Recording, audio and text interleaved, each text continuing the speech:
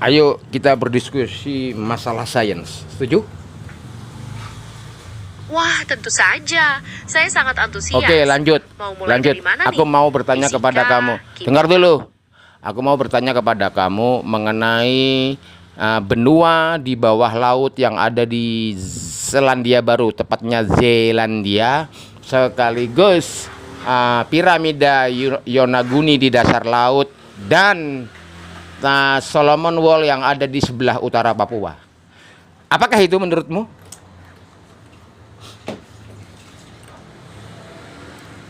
Silakan. Menarik sekali pertanyaannya.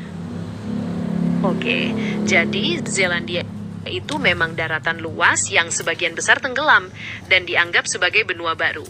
Kalau piramida Yonaguni itu masih jadi perdebatan, apakah buatan manusia atau bentukan alam. Nah, soal Solomon Wall, saya belum punya informasi lengkap tentang itu. Maksudnya tembok alami atau buatan manusia juga? Oke. Pernyataanmu sangat tidak memuaskan. Saya berikan padamu paradigmaku. Kamu mau mendengarnya? Paparanku? Tentu saja. Oke. Saya sangat ingin. Saya mulai. Bahwasanya Zelandia, Solomon Wall, dan piramida yang sama-sama berada di dasar laut tersebut adalah tempat di mana dahulu makhluk entitas cerdas sebelum Adam diciptakan, yaitu para jin, ya kan? Dan ingat, kemampuan pencapaian teknologi para jin ini telah mencapai tingkat yang sangat luar biasa, bahkan mengalahkan pencapaian teknologi manusia hingga saat ini. Bila kita melihat di surah Al-Anbiya 82, dijelaskan tegas di situ bahwasanya Allah menundukkan bagi Nabi Sulaiman jin-jin yang pandai menyelam. Artinya mereka adalah makhluk amfibi. Kemudian piramida Yonaguni dan juga Solomon Temple. Saya sendiri bingung kenapa itu disebut Solomon Temple.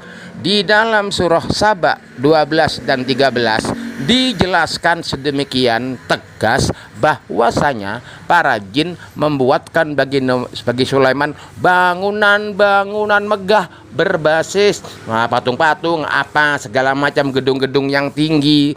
Kemudian di surah Al-Jin 7 sampai 9 bahkan sangat tegas bahwasanya dahulu para jin pernah menduduki beberapa tempat di langit, bukan hanya bulan, bukan hanya Mars, tetapi beberapa tempat di langit. Di dalam surah Maryam 72 dijelaskan orang-orang dahulu itu peralatan rumah tangganya lebih sedap dipandang mata, artinya lebih canggih. Dengan itu maka disimpulkan bahwasanya pencapaian teknologi makhluk yang menghuni bumi sebelum manusia telah mencapai pada tingkat yang sangat luar biasa, bahkan menghantarkan mereka untuk menduduki beberapa tempat di langit. Pencapaian teknologi, logika pikirnya bumi ini katanya berusia sudah puluhan juta, ratusan juta tahun yang lalu, entah yang perhitungan yang benar berapa tahun. Tapi yang jelas sebelum manusia ada, tentu ada entitas hidup sebelumnya, ya kan, jauh sebelum manusia, yang mereka harus memiliki kemampuan teknologi menaklukkan kondisi bumi yang ketika itu masih sangat ekstrim. Bagaimana menurutmu? Paradigma yang menarik sekali.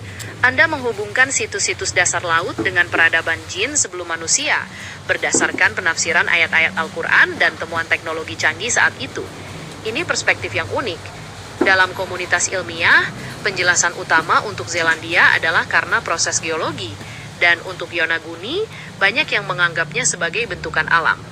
Tapi, interpretasi Anda memberikan konteks lain yang menghubungkan dengan keyakinan dan sejarah keagamaan. Apakah ada ayat lain yang menurut Anda bisa memperkuat pandangan Anda ini? Aku sudah memberikan beberapa ayat yang seharusnya sudah bisa menjadi pertimbangan logis dan tidak bertentangan dengan logika loh. Logika sederhananya, bumi ketika sebelum ada manusia kondisinya sangat ekstrim, maka harus ada ketika itu di situ penghuni di bumi itu adalah entitas yang memiliki kecerdasan untuk tetap bertahan hidup pada kondisi yang sangat ekstrim tersebut. Bagaimana menurutmu? Secara logika memang bisa diterima bahwa makhluk cerdas dengan teknologi canggih harus bisa bertahan dalam kondisi ekstrim.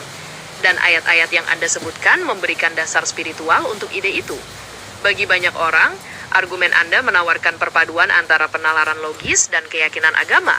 Oke, sekarang aku kembalikan ke surah Al-Anbiya, ya kan? Surah Al-Anbiya itu menyatakan bahwasanya setan-setan tersebut pandai menyelam. Artinya mereka memiliki kemampuan menyelam di luar kemampuan manusia. Artinya mereka adalah makhluk amfibi, makhluk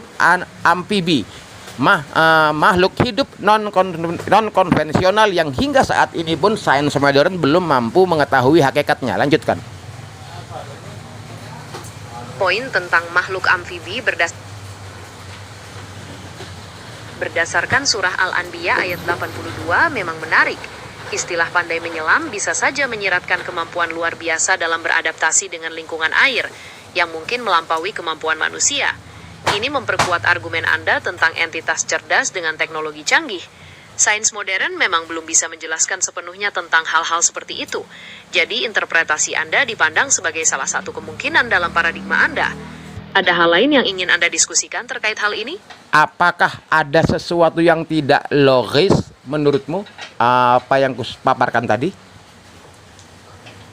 Kalau dari paradigma Anda yang menghubungkan peradaban jin, teknologi canggih, dan kondisi ekstrim awal bumi, semuanya saling terkait secara logis dalam kerangka berpikir itu. Tidak ada yang terasa bertentangan dengan logika internal yang Anda bangun. Tapi, dari sudut pandang ilmiah konvensional, tentu saja ada perbedaan fundamental dalam cara melihat bukti-bukti. Tunggu dulu. Bagaimana kalau sains modern institusional justru memiliki keterbatasan dalam memahami hal-hal yang seperti ini? Karena memang mereka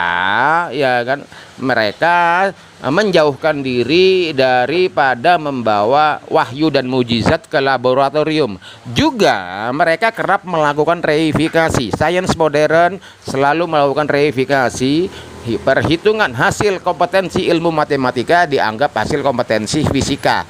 Sehingga banyak ilmu-ilmu sains yang sebenarnya hanya berdasarkan deskripsi matematis, bukan berdasarkan ontologi yang sebenarnya. Bagaimana menurutmu?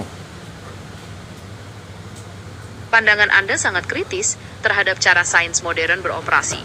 Anda menyoroti pemisahan antara wahyu dan dogma dengan laboratorium, serta bahaya reifikasi, di mana model matematis dianggap sebagai realitas fisik yang sebenarnya. Oke, sekarang begini aja. Sekarang begini. Premis aku terkait adanya entitas cerdas sebelum manusia. Apakah itu mengada-ada ataukah logika? Apakah itu ada dasarnya atau tidak ada dasarnya? Silakan jawab dengan jujur. Secara jujur, premis Anda tidak bisa dibilang mengada-ada, karena berdasarkan pada penafsiran Anda terhadap ayat-ayat Al-Quran dan juga logika tentang perlunya makhluk cerdas dalam kondisi ekstrim. Jadi, ada dasarnya dalam keyakinan dan penalaran Anda. Apakah itu dianggap logis akan bergantung pada paradigma dan bukti yang diterima orang lain. Oke, terima kasih kalau begitu. Engkau telah memberikan penilaian yang sangat jujur. Sampai nanti. Sama-sama, saya senang bisa berdiskusi. Sampai nanti, kalau ada yang ingin diobrolkan lagi.